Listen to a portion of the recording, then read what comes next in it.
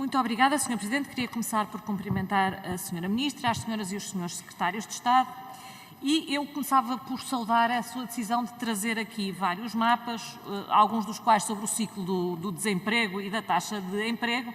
Porventura, eu arriscava-me a dizer que se nesta manhã tivéssemos tido estes mapas assim, tínhamos poupado várias discussões com o Sr. Ministro das Finanças, que tem sempre tendência para achar que o mundo começou em 2015 e para ter uma grande falta de memória no que toca ao que se passou antes de 2015. Nestes mapas percebe-se bem que há de facto um ciclo, e um ciclo que se começa a inverter em 2013, 2014, ainda bem que assim foi, e ainda bem que a partir dessa altura Portugal saiu da recessão e a taxa de desemprego começou a descer.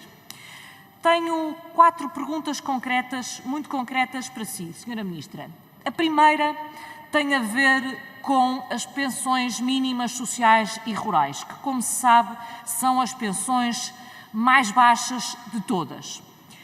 O CDS sempre defendeu e cumpriu, enquanto esteve no Governo, mesmo quando esteve no Governo em alturas muito difíceis, que o aumento destas pensões devia ser superior ao aumento das outras pensões, precisamente porque elas são as mais baixas e para que se consiga uma convergência destas pensões com as outras. A verdade é que neste orçamento não está inscrito nenhum aumento extraordinário destas pensões mínimas sociais e rurais, e o que eu queria perguntar é se o Governo pretende rever esta proposta nesta matéria, consagrando um aumento extraordinário para as pensões mínimas sociais e rurais.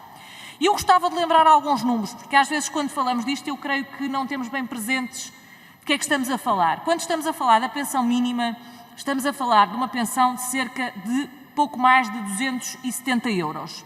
E eu gostava de lembrar, Sra. Ministra, que com o Governo da Geringonça na anterior legislatura, esta pensão, que hoje vale pouco mais de 270 euros, teve um aumento de 11,44 euros. No tempo da Troika e da austeridade, com o Governo do CDS e do PSD, este aumento foi superior nos 4 anos, foi de 15,59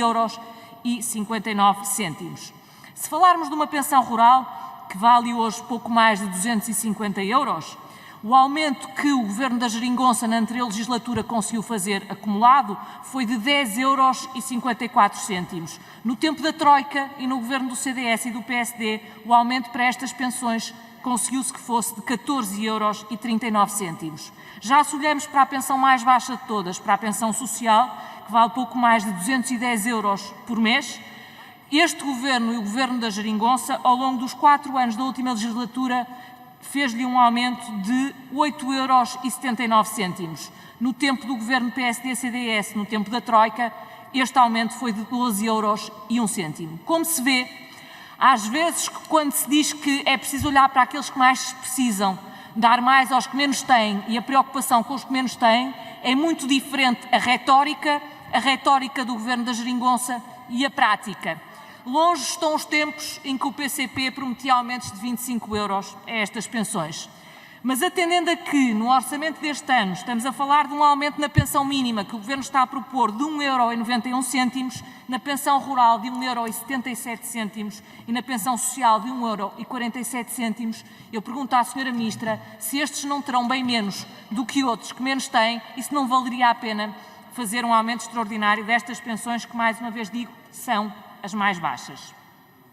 Depois, gostava também de lhe perguntar em relação ao cuidador informal, já que respondeu a várias perguntas. O que é certo é que o prazo de regulamentação terminou e a verdade, pelo que eu percebi, é que há apenas uma portaria. Eu gostava de saber quando é que vai estar toda a regulamentação pronta e quando é que finalmente esta legislação vai estar em vigor. Terceira pergunta sobre a conciliação entre trabalho e vida familiar. É com muita alegria que vemos consagrada aqui várias medidas que o CDS sempre defendeu, medidas de conciliação profissional e familiar, a serem discutidas em concertação social, bem como um alargamento de equipamentos sociais, de creches e dos seus horários.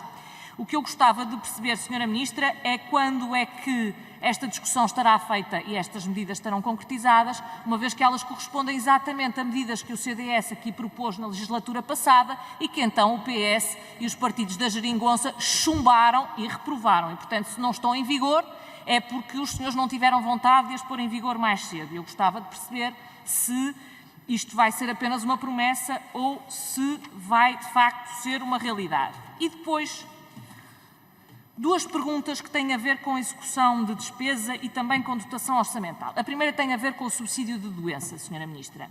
E muito se tem falado disto. Aliás, ainda hoje de manhã o Ministro das Finanças falava com alegria da diminuição do absentismo na administração pública. E eu gostava de perceber aqui alguma coisa, porque eu, se olhar para a execução das despesas em subsídio de doença, percebo que de 2010 a cerca de 2014, 2005, nós estamos sempre a falar de uma despesa que oscila entre os 400 e os 450 milhões de euros.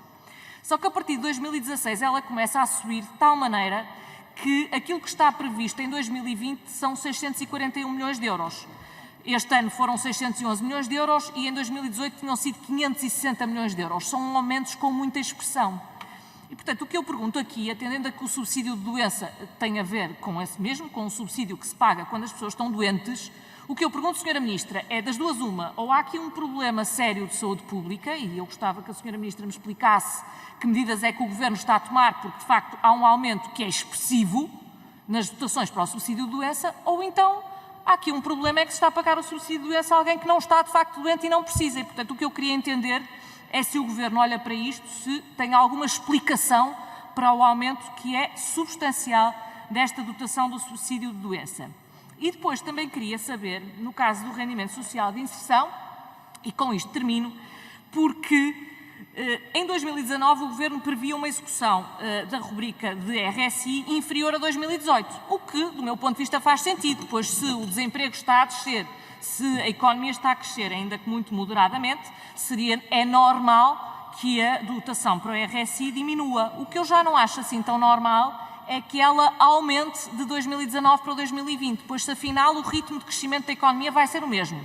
Se prevêem que haja mais emprego, se prevêem que haja menos desemprego, então porquê é que a dotação para a RSI, porquê é que o dinheiro para o RSI vai aumentar em 2020 se as condições económicas estão a melhorar? Muito obrigada. Muito obrigado, Sra. Deputada Cecília Meireles. A palavra à Sra. Ministra para responder. Faça favor, Sra. Ministra. Sra. Deputada Cecília Meireles, em relação às... penso que me colocou 5 questões. Em relação às pensões mínimas sociais e rurais, mais uma vez, estranho que seja o CDS a suscitar a questão de atualizações quando, durante o período do governo do governo PSD e CDS, congelaram as pensões. Portanto, é curioso que seja o CDS a colocar esta questão. Mas, uma vez que está a falar concretamente das pensões do regime não contributivo, portanto, de pensões não contributivas, a nossa preocupação e o nosso grande foco tem sido essencialmente de reforçar as medidas de combate à pobreza, concretamente através do CSI.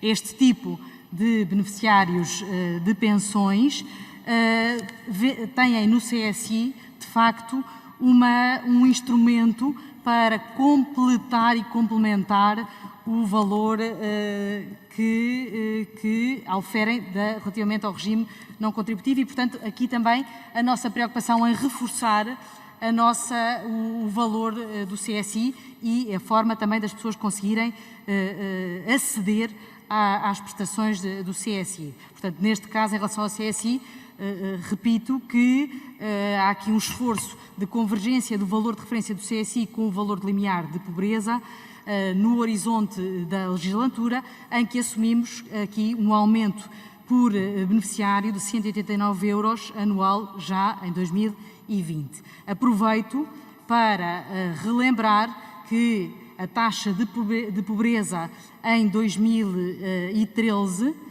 após prestações sociais, era de 19,5% e os últimos dados que temos, ainda que provisórios, de 2018, apontam para 17,2%, o que significa que cerca de 550 mil pessoas nos últimos 4 anos saíram do risco de pobreza. O que não quer dizer que não continue a ser uma situação que nos tenha que mobilizar a todos e continuar a trabalhar para garantir, de facto, que consigamos que este combate à pobreza seja cada vez mais eficaz e responda, de facto, a quem mais precisa. Em relação ao cuidador informal e à regulamentação do cuidador informal, procurei identificar aqui a regulamentação necessária prevista na lei, aprovada aqui na Assembleia da República, para a sua concretização. E o que a lei prevê, de facto, é que haja três tipos de regulamentação. Uma, que é a regulamentação, que foi aquela que foi hoje assinada, que eu hoje assinei, que é a regulamentação do processo de reconhecimento, e que foi essa que assinei, definindo a forma como deve ser feito o processo de reconhecimento e prevendo que, a partir de 1 de julho de 2020, possa ser já pedido o reconhecimento por parte dos cuidadores informais, independentemente do termo e da conclusão dos projetos piloto. A segunda regulamentação prevista é a regulamentação dos termos em que devem acontecer os projetos piloto, e essa será feita ainda este mês para que os projetos piloto decorram durante o ano 2020. A terceira regulamentação, aprovada e prevista na lei aprovada aqui na Assembleia da República, remete para as conclusões dos próprios projetos piloto. Portanto, não é possível fazer a regulamentação nesta fase sem que os próprios projetos piloto estejam avaliados, porque os projetos pilotos servem exatamente para a produção desta regulamentação, que está prevista exatamente que seja depois feita através de ato conjunto entre o membro do Governo responsável do Ministério do Trabalho, Solidariedade e Segurança Social e a Saúde. Aqui a preocupação é garantir que, por um lado, conseguimos que o processo de reconhecimento seja operacionalizado já em 2020, com algumas das matérias que podem ser operacionalizadas e que são independentes dos projetos piloto, e, por outro lado, que os projetos piloto decorrem num universo com uma amostra de cerca de 30 concelhos, que nos permita também ter um universo para a avaliação exatamente das medidas a implementar e da forma como elas podem ser em função das várias dinâmicas e realidades que existem no território, e por isso os 30 concelhos serão uma amostra que representem a diversidade de realidades que existem em todo o país, para consigamos ter uma resposta a estas medidas que vão ser implementadas já em 2020, quanto a todas as pessoas abrangidas nos 30 concelhos em que isto vai ser, em que os projetos piloto vão ser implementados. Em relação às questões da conciliação da vida pessoal, familiar e profissional, nós já temos várias das medidas, aliás, com impacto significativo em 2020, que representam, no caso concreto da parentalidade, já representam um aumento de 69 milhões de euros face a 2019. Teremos também medidas que terão visibilidade e que serão implementadas em 2020 relativamente, nomeadamente, à igualdade salarial entre homens e mulheres. Passaremos a ter disponibilização por empresa dos indicadores de discriminação salarial, que passará a ser disponibilizado pelo Gabinete de Estudos do Ministério, para que as próprias empresas possam, em 2020, ter uma noção e a informação de uma forma transparente também para todos sobre os indicadores de discriminação ou de assimetria salarial entre homens e mulheres. E estamos neste momento, em sede de concertação social, também a negociar um acordo especial dedicado só à conciliação pessoal, familiar e profissional, que prevemos que decorra durante o primeiro semestre de 2020. Aliás, foi esse um dos compromissos que assumimos em sede de concertação social, no âmbito também do Acordo Global de Rendimentos e Competitividade, uma vez que também sabemos que é crucial para todo o modelo de desenvolvimento do país. Em relação ao subsídio de doença e ao aumento do valor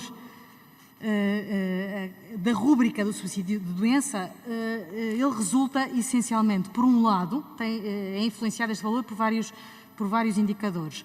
Por um lado, pelo próprio aumento do emprego e da população ativa que houve nos últimos anos. Não podemos relembrar os mais de 386 mil novos postos de trabalho criados desde 2015 e, portanto, este também reflete um aumento do próprio emprego. Depois, também temos aqui uma evolução também da despesa que está em linha com o próprio crescimento das contribuições e que reflete também o aumento da massa salarial. E, por último, também o facto de ter havido uma atualização anual ao indexante, ao IAS, que esteve suspensa até 2016 e isto influencia também os montantes do subsídio de doença. E, portanto, todos estes fatores juntos traduzem-se num aumento, de facto, do valor global da rúbrica do subsídio de doença.